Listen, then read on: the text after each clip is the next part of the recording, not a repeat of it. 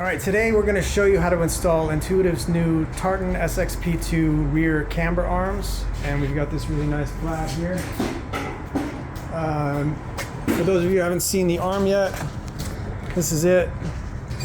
This is the one that's got the built-in scale. It shows you exactly where you are relative to the OEM length. The 0 setting being the neutral length, and then you've got plus and minus 15 millimeters to adjust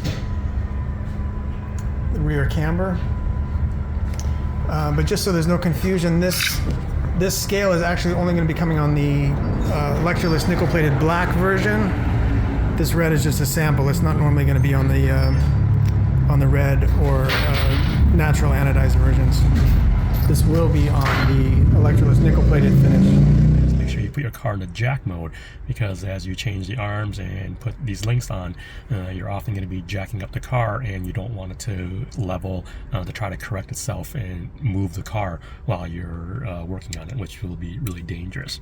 So you go ahead and go into the suspension and select the ride height that you want to be in.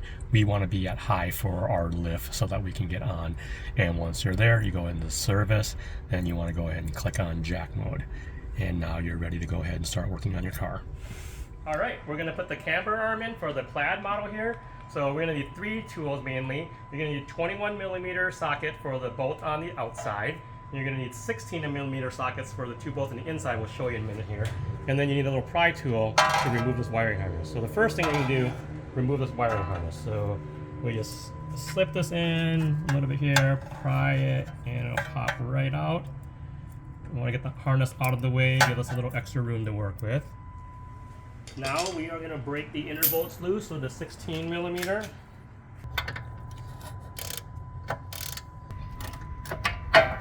Okay, now you gotta be careful. When you break this loose, don't come out too far, otherwise your wrench is gonna get stuck in the shock tower.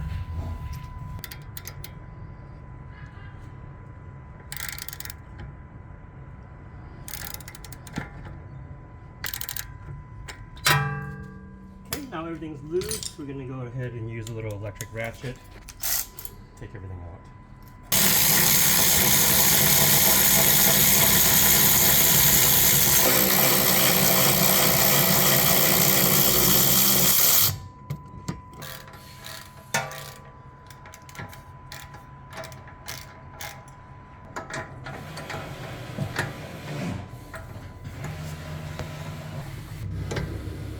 Okay, and then once you have that all loosened, go ahead and just pull everything out.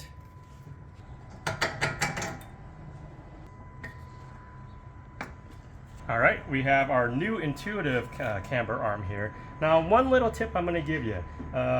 As you saw when I was taking the arm out, the whole axle came up a little bit, and you can see that the car kind of pushed in. So if you try to just put the arm in at the neutral spot, it's going to be a little bit challenging. So what we're going to do is we're going to go ahead and shrink the arm a little bit first to make it a little shorter. And you can see here the bolt goes in quite easily.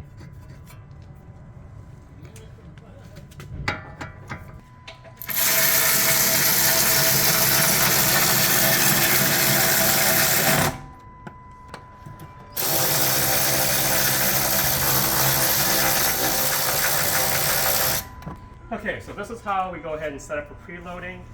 We go ahead and I put the jack so that it's going to come up underneath the wheel here.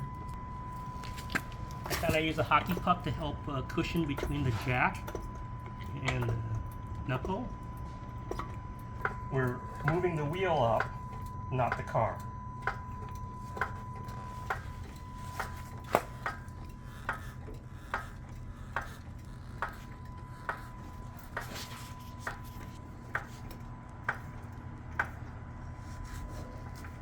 We estimate about the approximate height here. And I'm going to set 150 Newton meters for the 21 millimeter and then 85 Newton meters for the 16 millimeter bolts.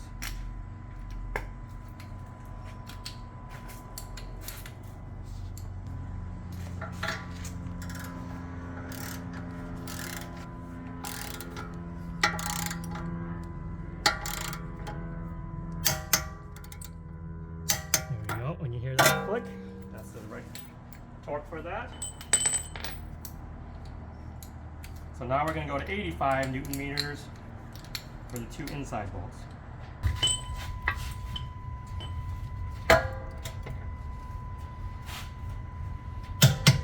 Video, and you decide that, you know, even though it's only 3 bolts that you have to do to put this in, and you decide that you don't have all the tools and the patience to work on this, you're definitely welcome to give us a call at EV Fix Me here and book an appointment. Come down and we'll take care of this all for you. So we are tightening this, and there's our click. All right, thank you for joining us here, and this is how you get your custom camber arms installed.